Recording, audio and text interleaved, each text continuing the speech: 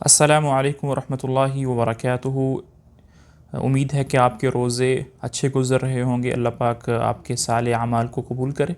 अफ्तार के वक़्त कबूलियत का वक़्त होता है। अल्लाह पाक रोज़ेदार की दुआ को कबूल करते हैं, इसलिए पूरे उम्मत इस्लामिया को दुआ के अंदर याद रखें और कोरोना वायरस जो फैला हुआ है इसके लिए भी दुआ करें।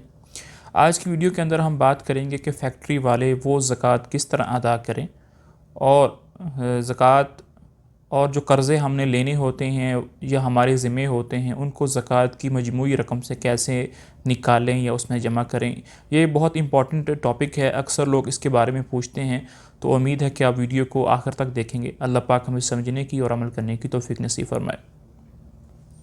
देखें, फ़ैक्ट्री वाले ज़कात इस तरह अदा करें कि फ़ैक्ट्री की जो बिल्डिंग होती है, मशीनरी होती है, गाड़ियाँ होती हैं, इन पर ज़कात नहीं होती। फैक्ट्रियाँ जो चीज़ प्रोड्यूस करती हैं, जो चीज़ वो बेचती हैं, उन पर ज़कात है। अब वो जो चीज़ प्रोड्यूस करती हैं उसकी 3 शक्लें हो सकती हैं। या तो वो जो माल है, वो जो प्रोडक्शन है, वो तैयार है बिल्कुल, उसको मार्केट में बेचने के लिए वो तैयार है माल, तो वो जमा करेंगे उसकी मालियत। वो माल जो तैयारी के मराहल में है वो उसकी मालियत जमा करेंगे, और जो ख़ाम माल है हमारे पास जो अभी तैयार नहीं हुआ है उसकी मालियत को जमा करेंगे।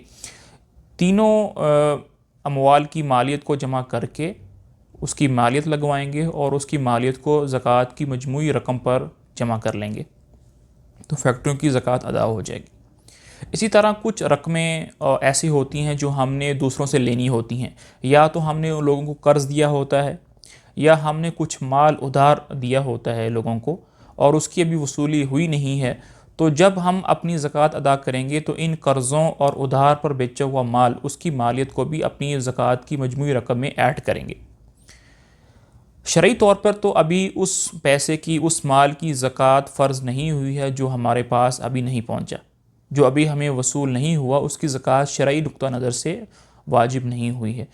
लेकिन जब वो आपको मिल जाएगा तो आपको पिछले तमाम सालों की ज़कात उस पर देनी पड़ेगी। इसलिए उलमाए किराम और फ़ुक़हा किराम ये बात तजवीज़ करते हैं कि आप हर साल उसकी ज़कात देते रहें, ता इसमें आपको आसानी होगी। और जब आप एक ही दफ़ा में पिछले सारे सालों की ज़कात देंगे तो उसमें कुछ मशक्क़त होगी, तो इसलिए बेहतर ये है कि अभी से ही उसकी ज़कात उसको देते रहें। मिसाल के तौर पर अगर आपने किसी को यानी 50 लाख रुपए उधार दिया है और आपको 5 साल बाद मिला है, तो आपको 5 सालों की ज़कात उस पर देनी पड़ेगी। इसलिए बेहतर ये है कि हर साल उसकी ज़कात निकालते रहें थोड़ी थोड़ी करके, ताकि आखिर में आपको परेशानी ना हो। इसी तरह कुछ कर्ज़े ऐसे होते हैं जो मेरे ज़िम्मे होते हैं, जो मैंने लोगों को वापस करने होते हैं। तो जब मैं ज़कात अदा करूँगा तो अपनी मजमूई मालियत से वो ज़कात, तो अपनी मजमूई मालियत से वो कर्ज़ों की जो अमाउंट है उसको मैं निकाल कर बाकी पैसों की ज़कात अदा करूँगा।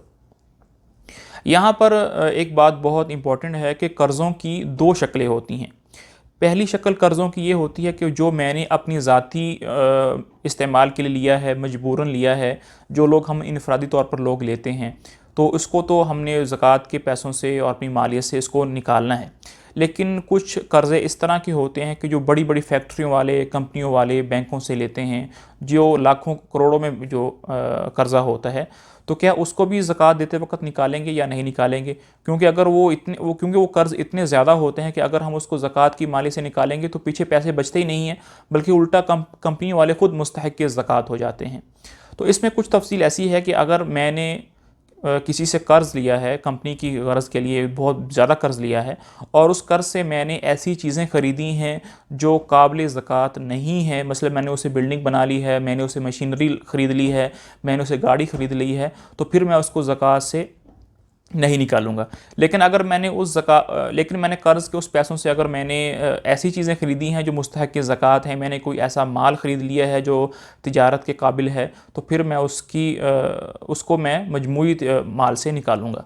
फिर यहाँ पर एक मसला बहुत इंपॉर्टेंट है, अक्सर लोग ये पूछते हैं कि मैंने किसी को कर्ज़ दिया है, अब वो कर्ज़ जो है मुझे उम्मीद नहीं है कि वापस मिले, कि जिसको मैंने कर्ज़ दिया था वो मर गया है या गायब हो गया है या वो मुकर ही गया है कि मैंने कर्ज़ वापस नहीं करना, तो क्या इस सूरत में वो मैं जमा करूँगा अपनी ज़कात की मजमूई मालियत में या नहीं?